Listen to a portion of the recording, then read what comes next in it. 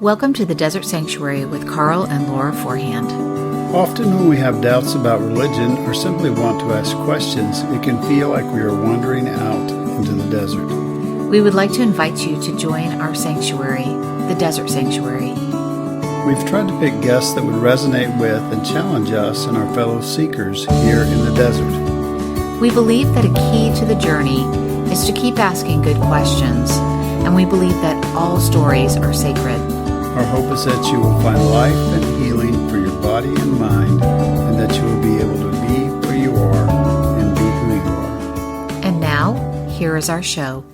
Hi, welcome to the Desert Sanctuary podcast. I'm Laura Forehand. I'm here with Carl Forehand, and before we get started on our discussion, just wanted to make a quick announcement that the Evolving from Religious Trauma courses are available on YouTube. So what is your YouTube channel again? So it's just Carl Forehand, Carl with a K, Mm-hmm. Forehand like in tennis. And then the courses are under Evolving from Religious Trauma. They're in their own playlist. Cool. And you could also get pointers to that just about everywhere. You know, we kind of post it every once in a while, and it's also on the website, thedesertsanctuary.org. Yeah, so you should be able to find it in any number of places. Didn't you post them on Facebook in the Desert Sanctuary as well, or no? Yeah, I've posted them several places, but then, you know, from the website, you can get to just about everything that we have, and you can also see them on YouTube. If you just want to listen to them, then you can listen to them on the podcast. Oh, there you go. Yeah. There's podcast episodes that just have the audio, Mm-hmm. audio. Mm-hmm. And so that, you know, if you're driving in a car, that's a place to listen to them. But I think they're really good. I think probably about 8 hours of listening. If we convert them to a course, which we're still looking into, they may have, you know, the pre-tests and stuff like that, and certificate. So we're still working on that, though. Yeah. But for right now, they're free, and take advantage of it. Grab that information. Yeah, for sure. And share it too, because, you know, you may have or are going through deconstruction, but you might also know some people who are going through and could, you know, maybe use these particular podcasts as well. Yeah. So for this series, though, we're talking about questions for deconstruction. So, and this is kind of based on some blogs that you're writing right now. And so we thought we'd kind of convert at least the first one into a podcast. So the first question that you kind of presented was, shouldn't God be a better father than me? And I kind of think, shouldn't God be a better person? You know, because, you know, we're not just talking to men, but I get what you're saying there, because you're speaking from the standpoint of a father.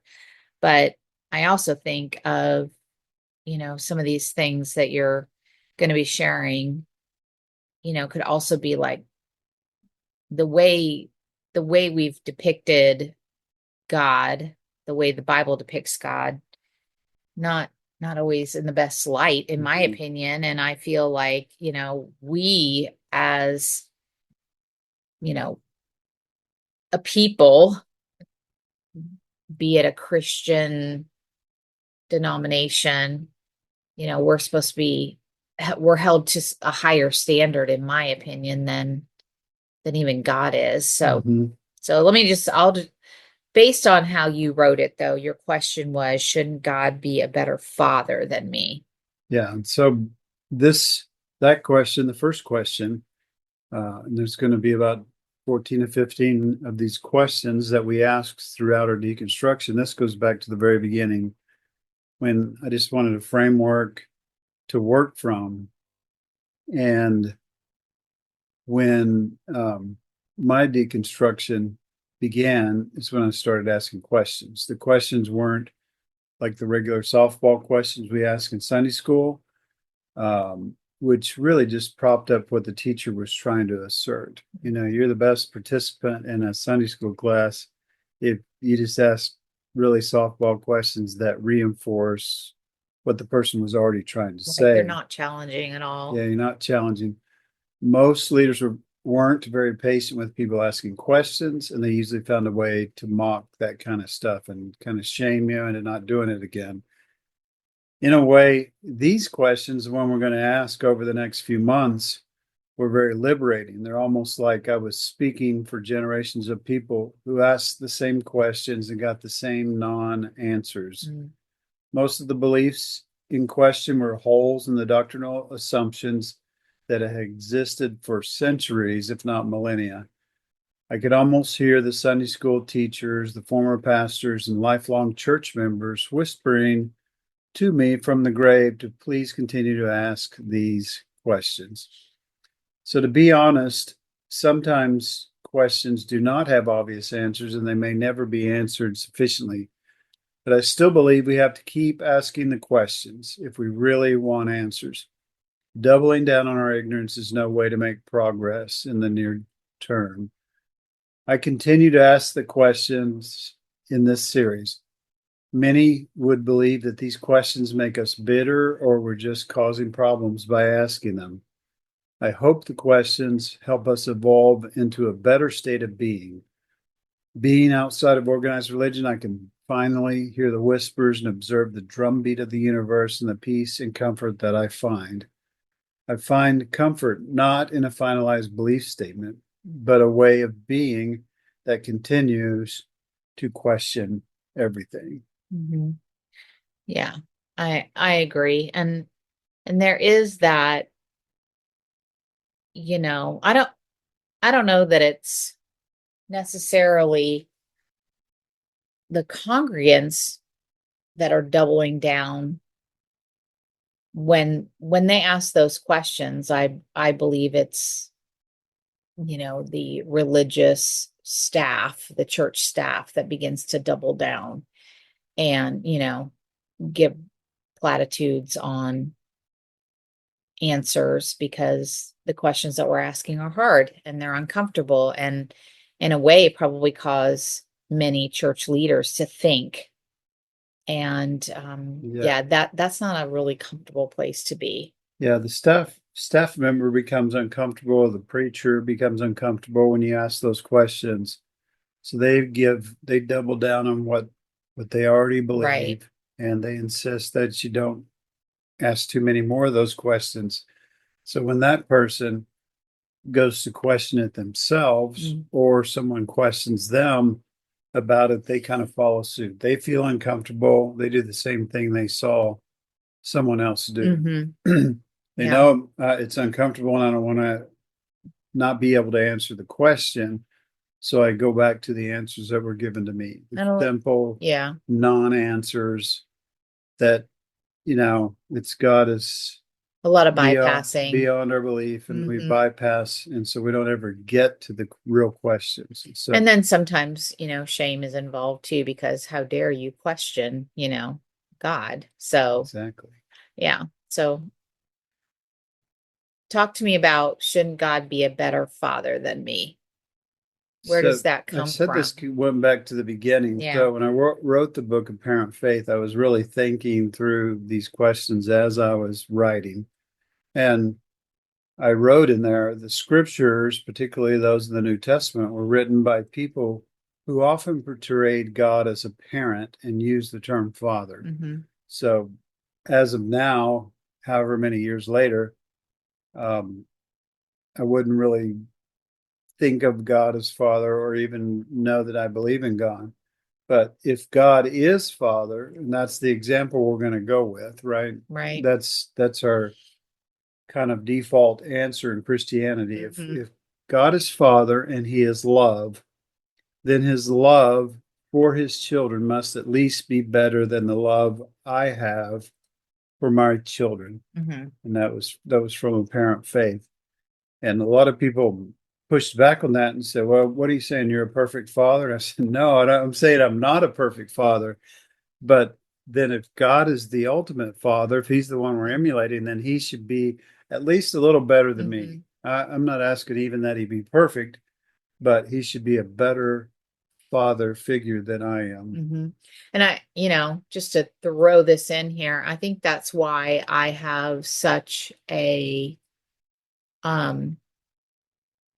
adverse adverse feelings about God, because I feel like the God that is portrayed in church in the Bible is very much like my earthly father, in that he's not around when you need him most.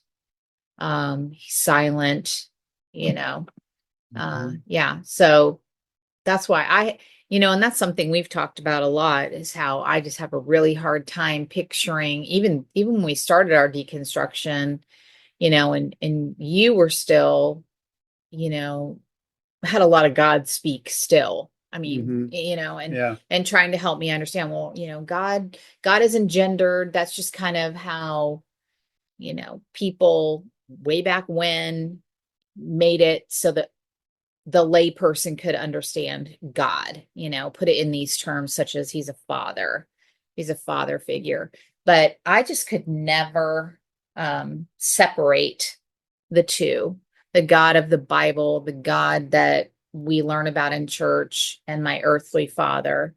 To me just seemed very similar, Yeah. for those reasons that I talked Mhm. about. But Yeah. I just wanted to throw that in. Yeah. Now I remember this next part I'm going to talk about being a little bit emotional for you. Mm-hmm.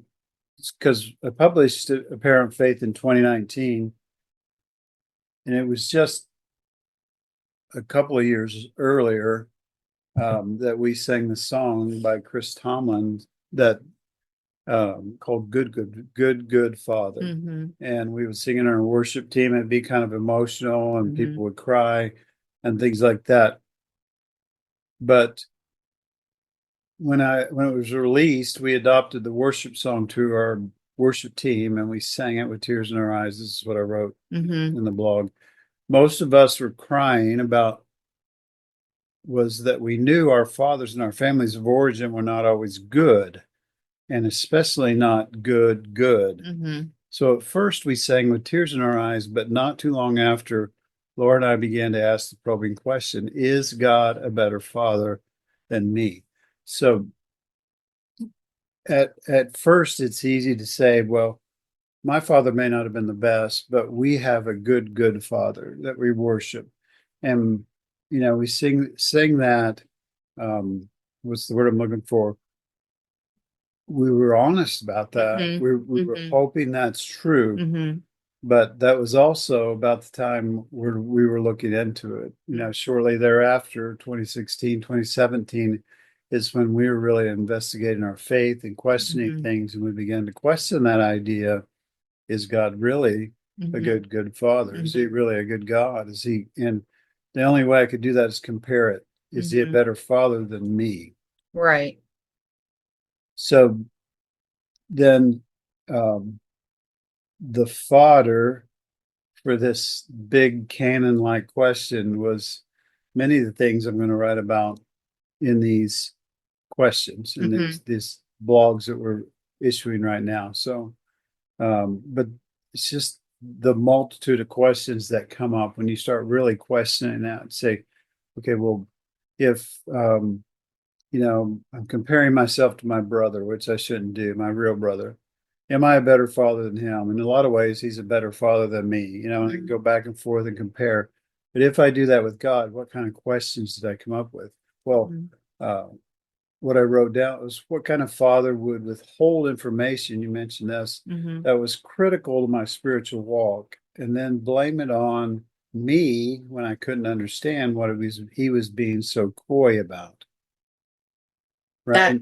That's like emotional abuse. Yeah, exactly. I mean, if like it amazes me, and I know you're going to get into more of your questions, but it amazes me how we excuse um that behavior in God, but we'll call it out. I mean, had you done that to our own children, people would have been like, well, that's emotionally abusive, Yeah, it is.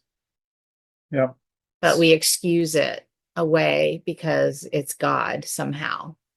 There was a real simple frame in the course, in the Evolving from Religious Trauma course.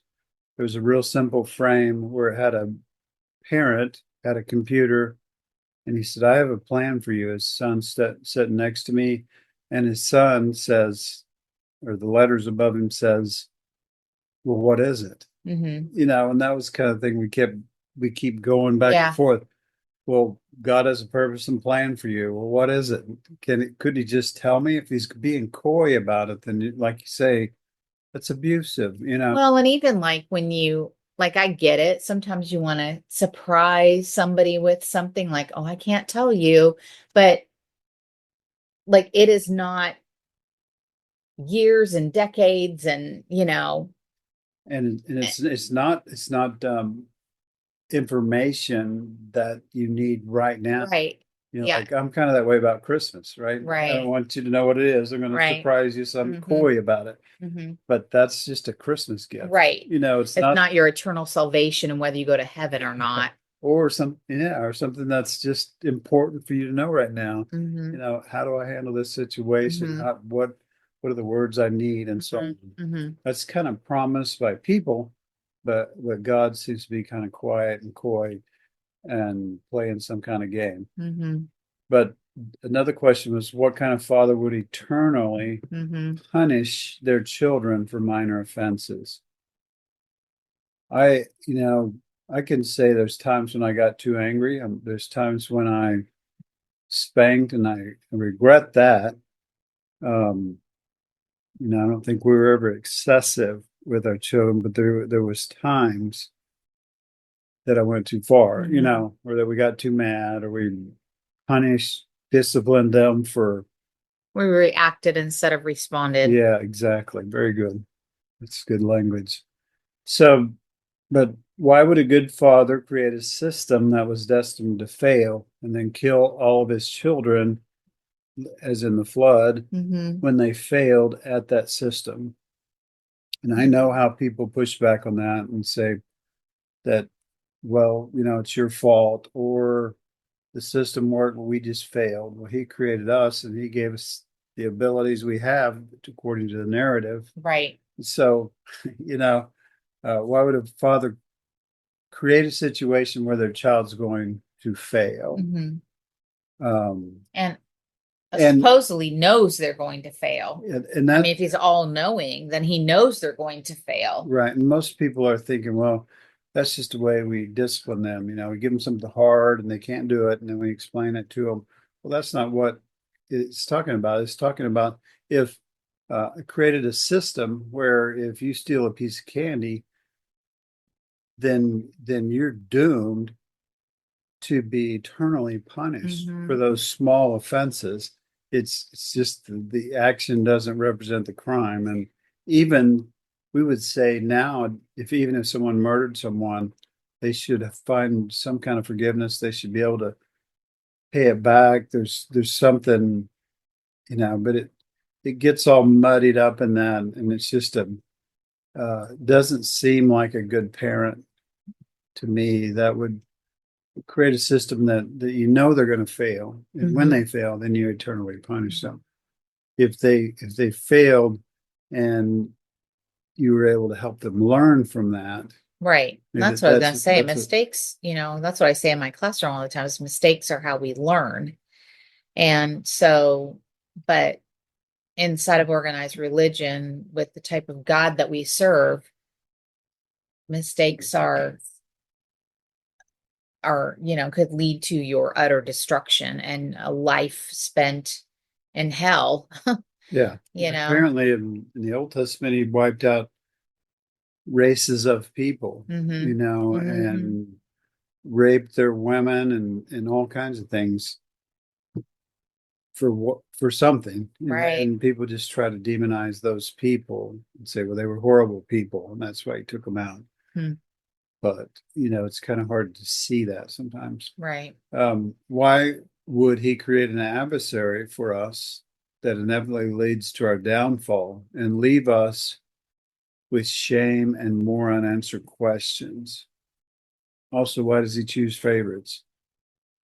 Why does he have a favorite people? Mm-hmm. Out of all the ones he created, You're my favorites. And Well, and so many people think that America is is his exceptionalism. Yeah. favorite. Yeah. It's crazy. Doesn't make any sense to me.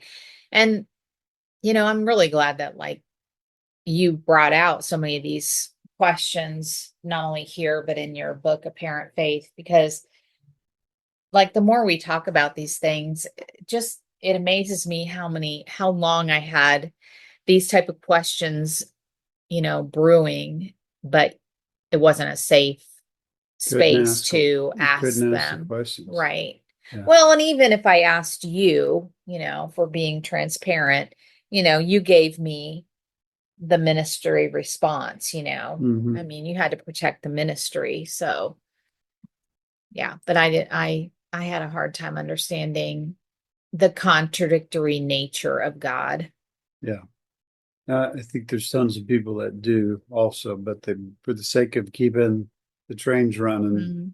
they can't address that or accept it because it Well, might destroy their whole belief well, and system. we even saw that in, the Tony Lambert video that Video. you shared. He, and in my opinion, kind of spoke out of both sides of his mouth, but somehow tied it all together in a neat package because he had to he had to keep the trains running, like you said. Yeah. He can't jeopardize his ministry.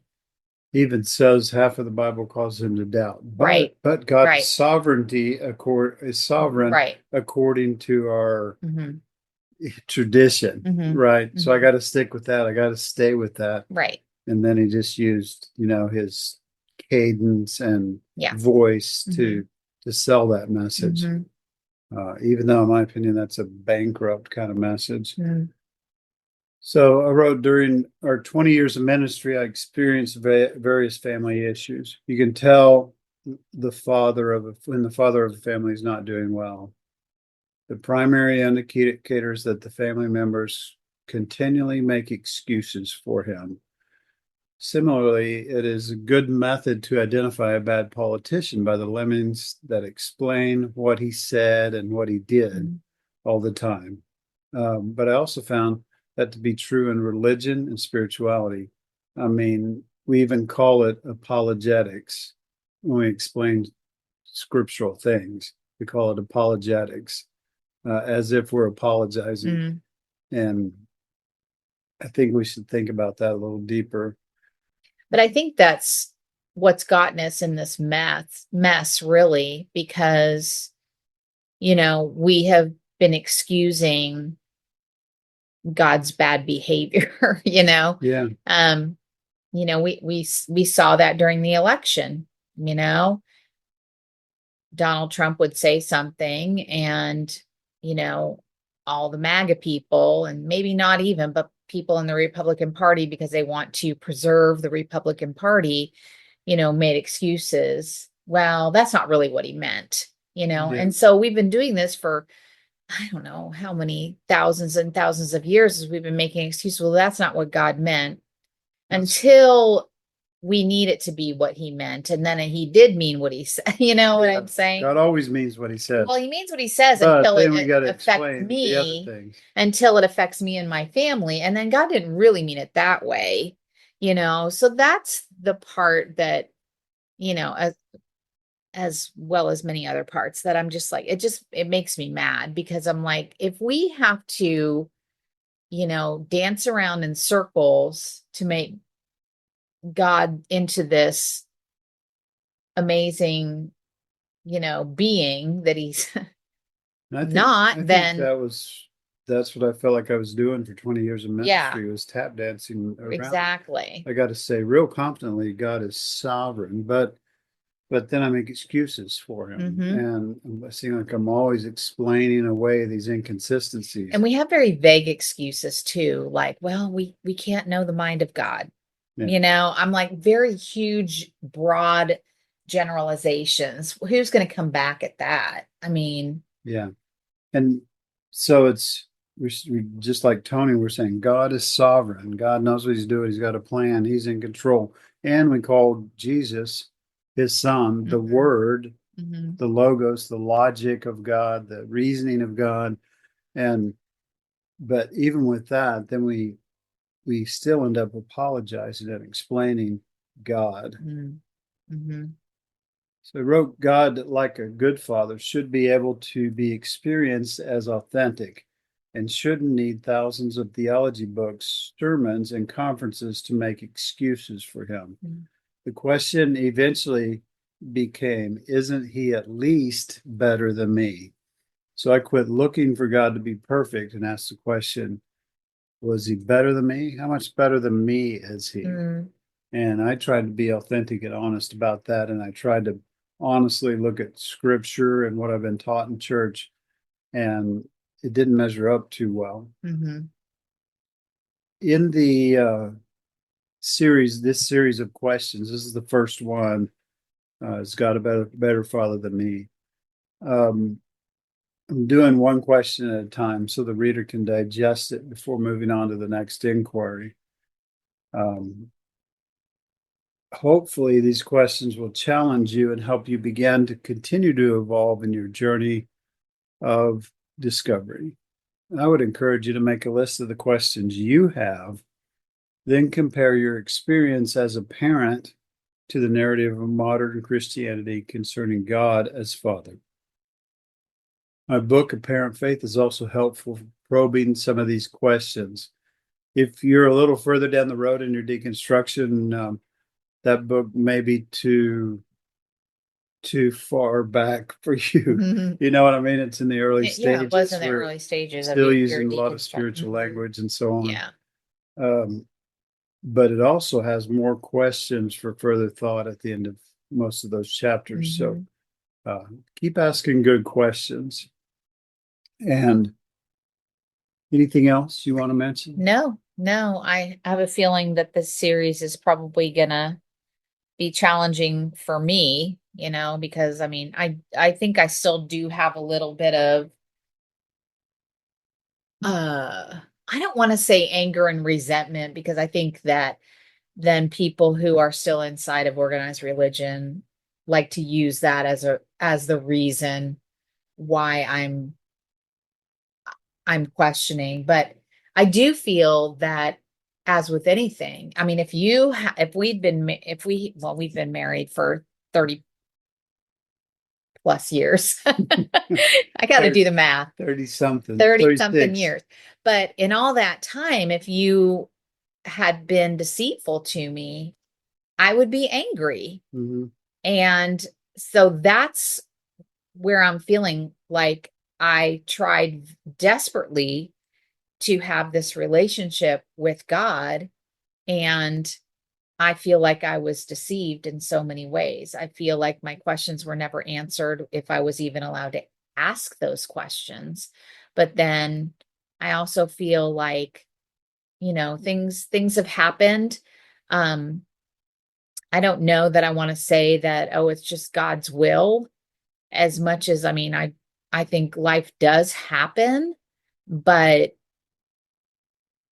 there's so many like layers to it that, if you want to say that I'm angry, I would say that's fair, because I feel like for the 20 plus years that we were in ministry, I had questions that were not allowed to be asked. And if they were asked, they were just bypassed. And I was made to feel like the one that didn't have enough faith. I kind of take issue a little bit with people that say you need to get past your anger in deconstruction. I don't. Well, if they're still angry, you've got to feel that anger, right? Because you haven't been allowed to, right? Is the reason why you probably still feel angry. So we were in ministry 20 years, so we'll give it at least 20 years, maybe, if we're not angry. And I'm going to be angry for people that have been abused by the system. Sure. And nobody's going to take that away from me, because we should be, that's my big thing, is like when people say, well, I'm sorry that happened to you, but that's not my experience, or not at our church. The fact that there is abuse going on, I don't care if it's emotional, spiritual, physical, sexual, whatever the abuse is, whatever the trauma that somebody feels that has been inflicted on them because of organized religion, then I'm going to be angry about that. Yeah. And I'm with going to people, believe that if there's one church out there that is doing that, then the whole,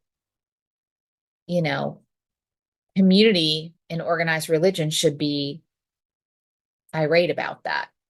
and just like the people that explained away Trump's inconsistencies and things like that, have the same feeling towards people that explained away God's inconsistencies. It's a similar thing for me. Or anyone that explained away any politician's stance. They should be authentic. I should be able to trust what they say. If you're having to explain away what they're doing something wrong, and God is not living up to what the hype, right, or what people say. If people have to explain it away for them, and I reserve the right to still be angry about that.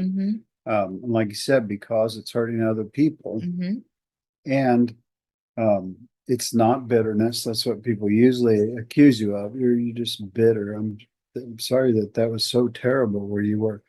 Well, it wasn't that it was the most terrible thing. I was never sexually abused or physically abused or anything like that, but it was just 20 years of bypassing, ignoring, looking past, and trying to pretend like we had something we didn't have. So, right. Yeah, I'm regretful that we wasted so much time, and people try to bypass that as well. We are not going to bypass, you and I. It's, at least it seems to me, we don't have the intention of just hurrying up and getting past this thing. We want to heal, and that's our Evolving from Religious Trauma book is all about in the class there. And that's what these questions are about, is to help the people out there look a little deeper at these questions. And also create a safe space, because we didn't have a safe space to ask those questions.